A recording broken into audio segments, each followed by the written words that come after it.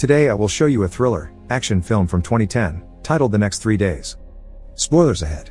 Watch out and take care. Late at night in the middle of town, college teacher John Brennan nervously drives his car with a dying man on the passenger seat. As he tries to decide what to do next, we get to see how it all started. 3 years ago, John has a normal life with his wife Lara and his son Luke in a lovely house in the suburbs. One morning, after she takes her routine insulin injection, Lara is surprised to find a blood stain on her jacket and takes it to the sink to wash it, but before she's done, the police suddenly storm into the house and arrest her for murder. Lara is sentenced to life in prison, and John must raise Luke on his own.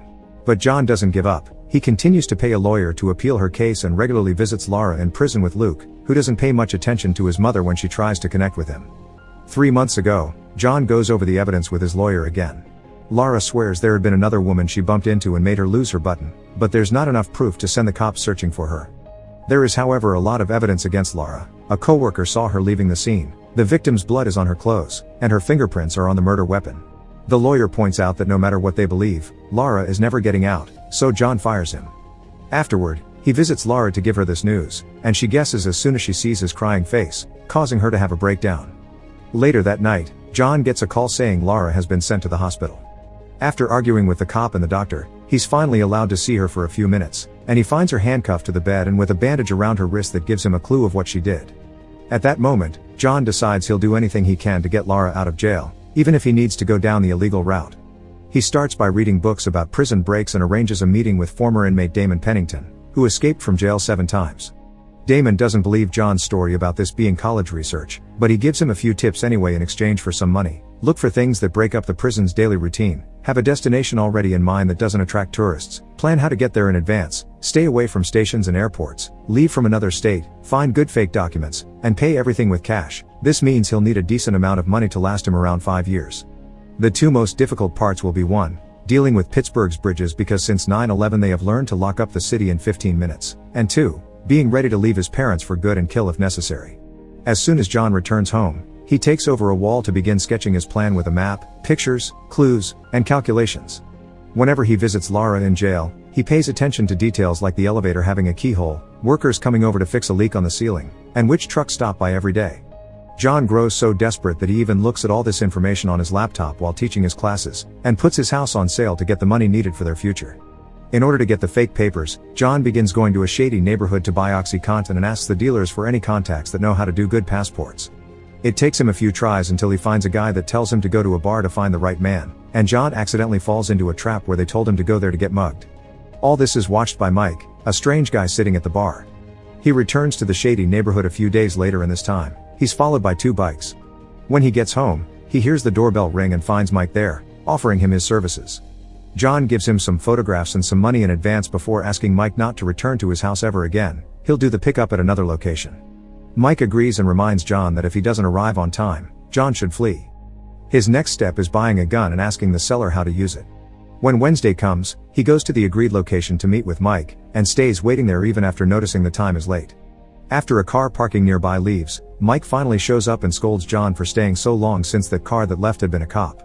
He gives John the papers and tells him he wants this too much, and such desperation will cause him to make a mistake. John's next action is to learn how to make a bump key, which is a key that can open any door. After following an internet tutorial, he decides to try it out the next time he goes to visit Lara. Before passing through the metal detector, he throws the bump key with his regular ones in the bowl, and after the detector declares him clean, he grabs the bowl himself to hide the key in his hand before the cop can check it out. As the line of visitors is guided through the hallway, John makes sure to stay last as he approaches the elevator and inserts the key. Unfortunately, the key breaks and half of it gets stuck in the hole, so John has to throw away the half in his hand while he plays innocent and waits for the inevitable, a cop coming to the elevator and finding it. When this happens, all visitors are interrogated one by one, and the officer quickly gets suspicious of John when he points at the security camera image and says he's behind everyone. The shot just didn't catch his face. Suspicion isn't proof though, so John is allowed to leave, and as soon as he steps out of the building, he throws up. Detective Quinnan sees this and becomes suspicious as well. Unaware that Quinnan is keeping an eye on him, John begins selling his furniture and ignoring his brother whenever he comes by to check on him. One afternoon, when he takes Luke to the park, they receive an invitation to go to his friend Carrie's birthday party, which will be thrown in a few days. Later, John goes back to his investigation, and when he notices a new vehicle stopping by the prison, he finally finds the key to executing his plan, the medical vans. John researches Lara's kind of diabetes, follows the van around to study its schedule, and learns how to unlock a car with a tennis ball from the internet. The next day, he follows the ball method to break into the medical van and take a picture of his wife's tests, which later he edits on the computer to make it look like she is sicker than she actually is. The next time she visits Lara, she has terrible news. In 3 days she'll be transferred to a high-security facility. Now John must modify his entire plan to make it fit in such a short amount of time. The main issue is the money, since he hasn't sold the house yet, so he grabs his gun and drives to a bank, intending to rob it. But in the end, he can't bring himself to do it. Afterward, he visits Lara again to tell her he's trying to appeal against her transfer and admits he hasn't been spending much time with Luke. Lara is angry because John doesn't want to accept reality and continues to live in some dream where there's still hope for her, so to make him give up, she tells him she did kill her coworker before leaving the room. But John still doesn't believe her, so he asks to see her again and swears he'll get her out. Determined to get the money he needs, when night falls, John goes back to the shady neighborhood and follows one of the dealers to the house of his provider Alex. As soon as he sees an opening, John grabs the dealer and pushes him inside, causing the guard dog to bite his leg. John threatens everyone with his gun and makes Alex lock the dog and his partner away before asking them for the money, but the men only give him what they have in their pockets. Alex thinks John doesn't have the guts to kill since he wasn't able to even shoot the dog, so John proves he's serious by starting a fire with a bottle of whiskey. Claiming he has a kid in the house, Alex runs upstairs. John follows him using the dealer as a shield, which turns out to be a good idea because Alex actually has come up to grab his own gun. The dealer takes the bullet for John, and when Alex comes for him next, John manages to shoot him first. Afterward, John searches the rooms and finds a bag full of money, but on his way out, he finds the dealer is still alive and asking for help. Now we go back to the beginning, with John having the bleeding dealer in his car, which has lost a taillight.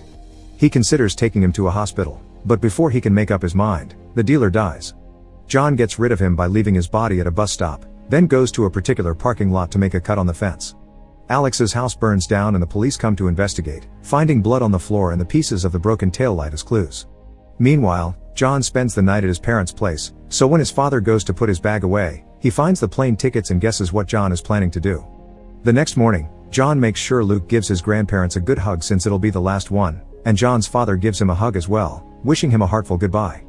Today John is finally ready to execute his plan. After packing up and throwing away all the paperwork related to his planning in 2 separate trash bags, he stops by the med center and cuts all their phone lines.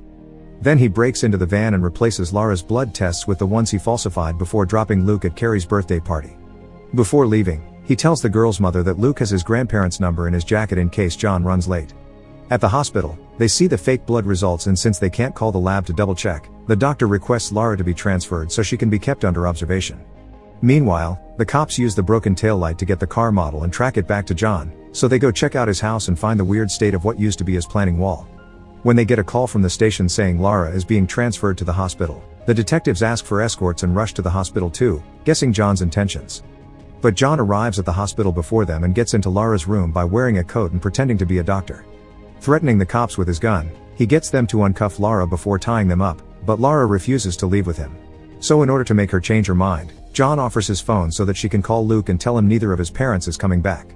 Seeing as she has no other choice, Lara accepts to escape and changes into the clothes John has brought for her. Then the two of them get into an elevator right as a nurse sees them leave the room and begins calling for security. John and Lara ditch their white coats and reach the lobby, but the detectives are there waiting for them, so John presses another button to go to another floor. When they get there though, instead of getting out, John drops their coats near the stairs before getting into the elevator again.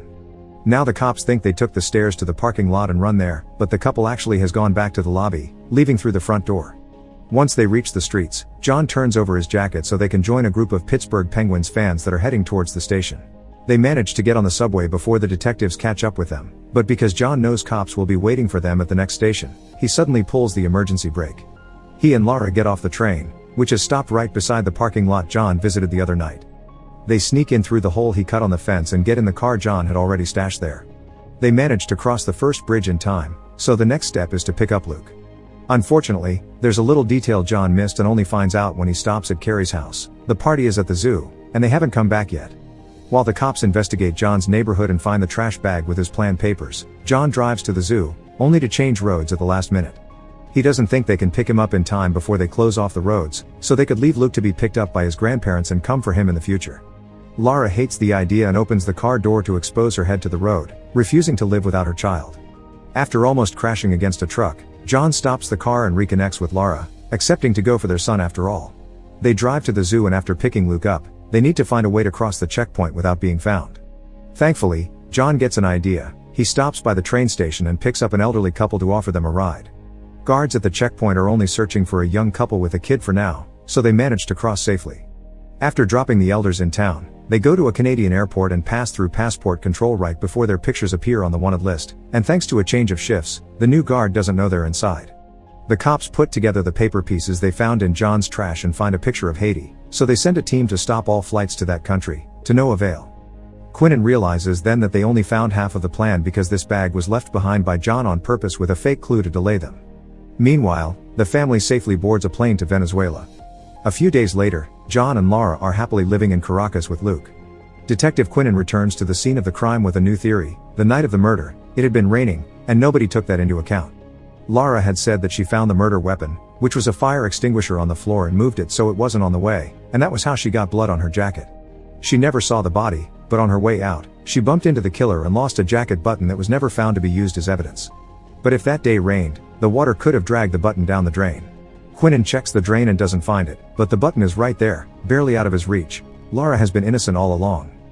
Make sure to subscribe and turn on notifications so you can watch more videos like this. Thanks for watching.